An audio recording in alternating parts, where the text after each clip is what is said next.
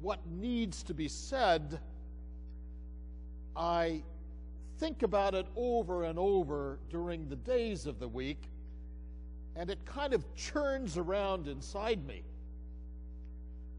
Sometimes I even have crazy dreams because I'm thinking about something so much, and I'll dream about it. Well, this week I had one of those dreams, and I was up at Silver Lake, our conference center, and as you know, a part of that beautiful acreage up there includes a lake, and I was with our men's ministry. Every one of the guys was there in my dream. But the particular, you know how dreams take odd little twists and turns. The odd thing that was going on in the dream, we weren't maintaining the Herbie Knight building. We weren't worshiping together or praying together in this dream. We were obviously there in January or February, and the lake was totally frozen solid. And Bob Brashears, one of our deacons, who's an avid fisherman, who always goes fishing every time we go up there, was down on the lake, and he was preparing to go ice fishing on the lake. And so he came up the hill and got all of us guys and said, I need you to come down and help me. And the lake was frozen very deep, I guess. That was going on in my dream. And so his dilemma was none of his boring tools that he had for ice fishing was adequate to the task. And Steve Hazelwood, obviously, was in my dream. He always goes up with us. He said, well, I have an excavator,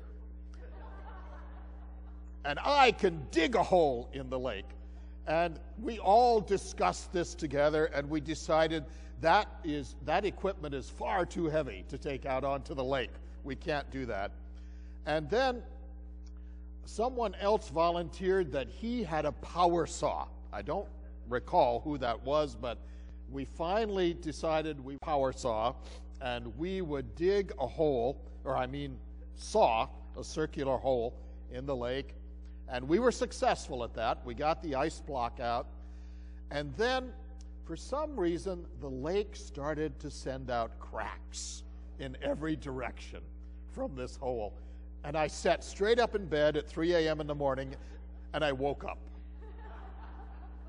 That was my dream. Now, interesting how this connects, because I'm thinking about the River Galilee and the water, and all of the settings in the Bible where there are lakes or seas or settings that deal with or are referenced in the ministry of Jesus. And this whole setting today refers to Jesus' baptism. And the power of water to change, cleanse, alter our lives. And you may remember that in ancient Israel, baptism was not common. Typically, it was only administered if you were a convert, a non-Jew coming into the Jewish faith. Then you would be baptized. The thinking being that you walked into the water, you were totally immersed, and you came out of the water into a new life, a new faith, leaving behind the old, taking on the new. In John the Baptist's time, we have an interesting dynamic unfolding in the Jewish community.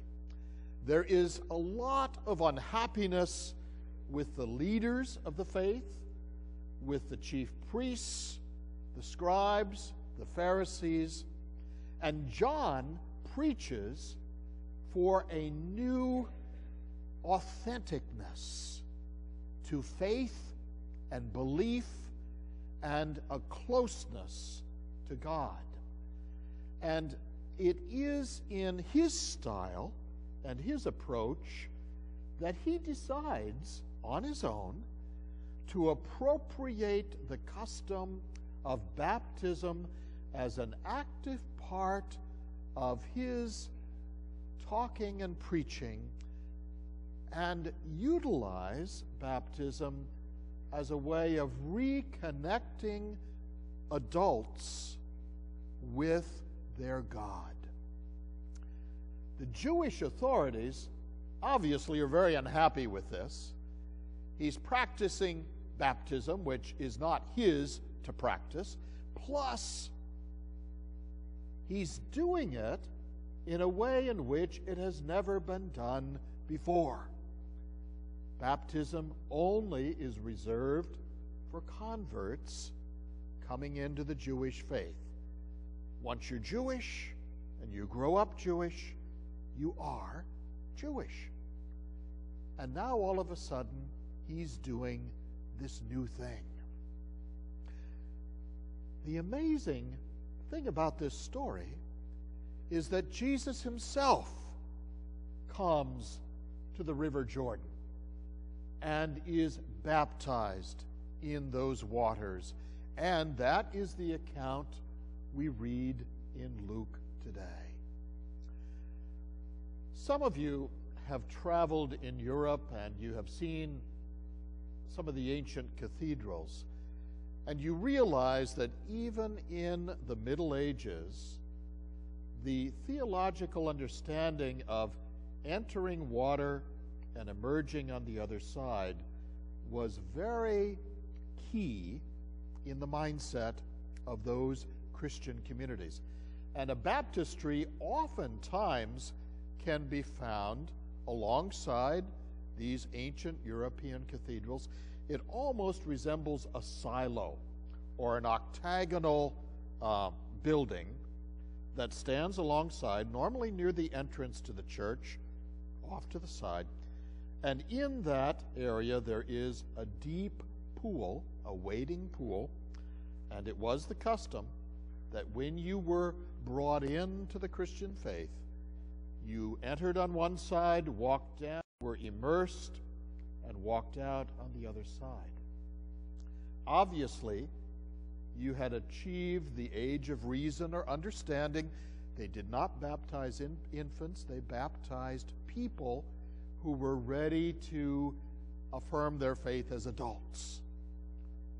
These days, in our kind of universal practice of infant baptism, we may have lost some of that ancient meaning of the cleansing power of water, enabling us to leave behind all the stuff of our life and enter in to a new time, a new place, a new way of being.